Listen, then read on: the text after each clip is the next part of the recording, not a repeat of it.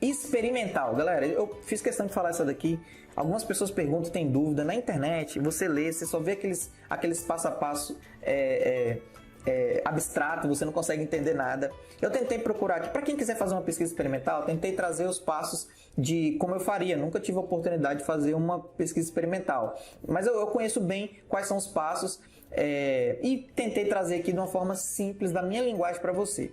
Então, logicamente, se encontrar aí algum professor que já fez algum estudo experimental e quiser colaborar mandando algum vídeo ou até mesmo fazendo um comentário, sinta-se à vontade para ajudar a gente, tá bom? Então, eu quis separar para você aqui que geralmente uma pesquisa experimental, ela testa correlação e não causalidade. Então, a causalidade, o que ela é? Causalidade, o que é correlação? Se você for procurar a explicação sobre isso, essa causalidade e correlação, elas têm várias áreas e cada área tem uma explicação diferente. Então vou explicar mais para o viés de TCC. A causalidade estuda causa e consequência. Alguma coisa causou uma outra. Então uma coisa foi consequência de outra. Dá para ver que uma coisa é consequência de outra. Então, exemplo, um curso muito caro pode ser a causa da evasão. Então tem um curso lá que a evasão escolar está muito, o índice está muito alto. Então, você pode procurar saber se o valor do curso ele é a causa, né, dessa evasão escolar. Isso aí é estudar a causalidade, que é normalmente o que acontece nas pesquisas, tá? Acadêmicas. E tem a correlação, muito usada na questão de estatística também, que normalmente não há uma causa ou consequência evidente. Então, assim, você não tem como saber, por exemplo, aqui dá para ter noção de que, na causalidade, que o valor do curso pode ser sim uma causa da evasão. Que, por exemplo, a dificuldade, né, do curso, o nível de dificuldade daquele curso também pode ser uma causa de evasão. Agora, na correlação, uma coisa não tem nada a ver com a outra, aí você pensa, será que tem relação? E aí você tem que fazer um estudo de correlação. Será que o uso do uniforme tem correlação no nível de atratividade de uma pessoa? Então, para você fazer uma pesquisa dessa, não é evidente que a consequência, né, que a pessoa ser mais atrativa, tem uma ligação com o uniforme. Então, você teria que fazer um estudo. E você pode fazer um gráfico de dispersão. Inclusive, eu já ensinei como fazer um gráfico de dispersão aqui. Então, para testar hipóteses experimentais, você precisa seguir alguns desses passos que eu vou falar aqui para você. Vamos assumir algum exemplo acadêmico. Vou mudar o exemplo para que fique mais fácil para você entender. Alunos que jogam xadrez são melhores em matemática? Então, assim, eu já percebi muito professor querendo fazer estudo experimental com os alunos, com o método que ele tem, com a técnica que ele tem, e ele vai lá e vai fazer um estudo de campo. Ele vai pegar um problema que está acontecendo ali na realidade dele. Não é um caso, né? A diferença do estudo de caso é que a pessoa vai pegar um objeto como um estudo de caso. Já no estudo de campo, existe um problema ali e a pessoa pode ir lá e estudar aquele problema enquanto ele está acontecendo. Então, o professor está vendo que as notas dos alunos estão baixas em matemática e ele quer fazer um experimento. Será que o aluno, né, se eu aplicar xadrez, né, para esses alunos, vai melhorar a nota de matemática?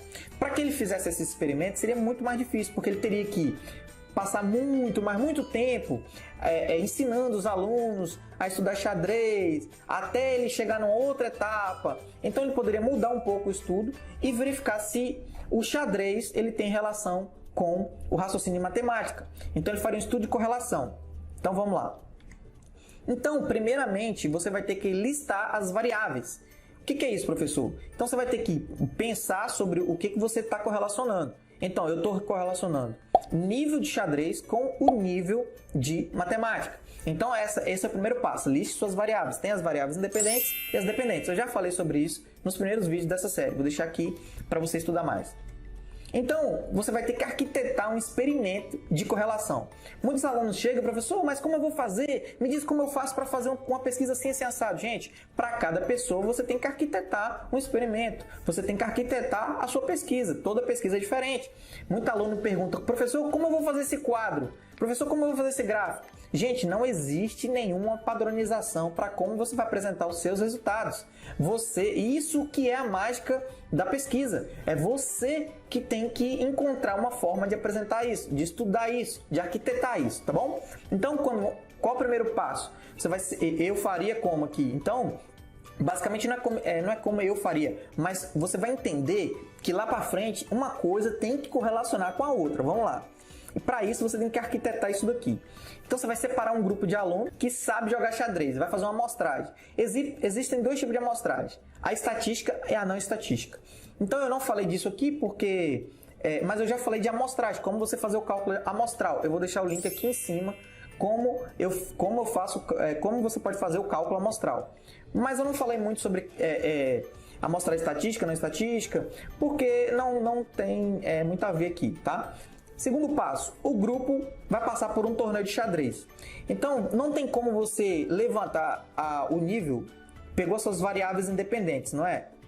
Que é o nível de xadrez. Não tem como você fazer uma correlação do nível de xadrez se você não souber o nível de xadrez de cada pessoa. Então, você vai ter que arquitetar um torneio de xadrez para saber o nível de xadrez dessas pessoas.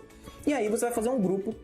No grupo você faz uma prova de matemática. Então aquele grupo que fez que fez o torneio de xadrez também vai fazer uma prova de matemática, para que você levante o nível de matemática daquela pessoa. Então assim, você tem que entender que você levantou suas variáveis. Então você tem que arquitetar coisas que você consiga metrificar cada variável que você definiu no passo 1.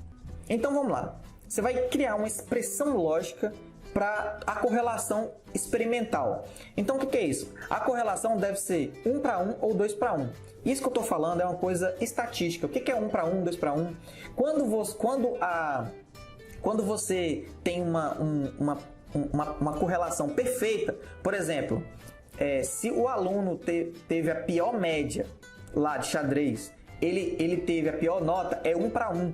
Agora, se teve duas vezes, né, por exemplo, ele foi o segundo aluno de xadrez, o segundo melhor, porém ele foi o pior de matemática, é 2 para 1, porque ele está na segunda classificação de xadrez e está na primeira classificação de matemática, na pior, né? Então assim, você tem que entender, isso aqui é uma explicação um pouco estatística, mas eu estou tentando explicar para você como que é para você fazer essa visão. Então, tem que ter essa relação, essa é a melhor relação. No gráfico de dispersão, você vai entender melhor. Clica aí nos cards que você vai encontrar. O nível de xadrez deve corresponder ao nível da prova de matemática. Então, o que é correlação?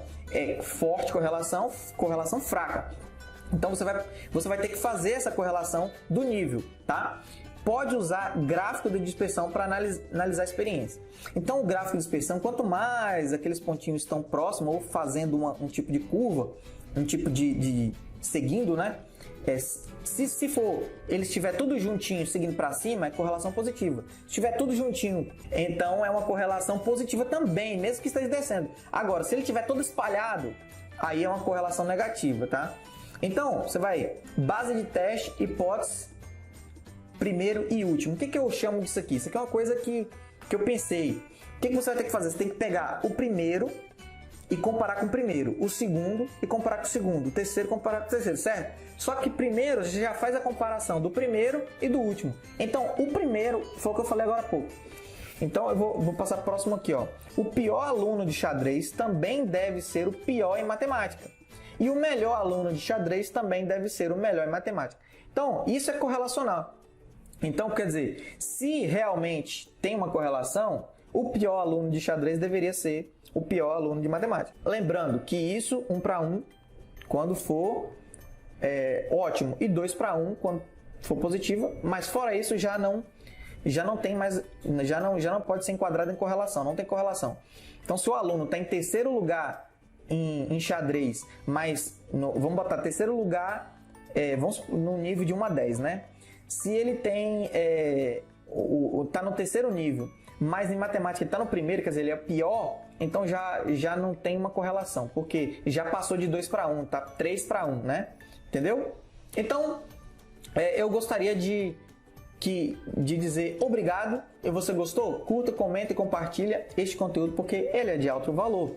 Então, muita gente aqui assiste, as pessoas falam, eu vou comentar depois, quando eu tiver melhor, eu vou assistir depois, quando eu tiver fazendo essa etapa. Então muita gente deixa para depois. Eu vi isso muito acontecer na minha série de revisão de literatura. Agora, será que isso vai ficar livre para sempre? Não sei. Então, é melhor você compartilhar, curtir agora, para que faça com que esse conteúdo seja visível para muitas pessoas. Espero que tenha ajudado. Vejo você na próxima aula. Diga aí para mim o que você achou dessa aula. Foi produtivo?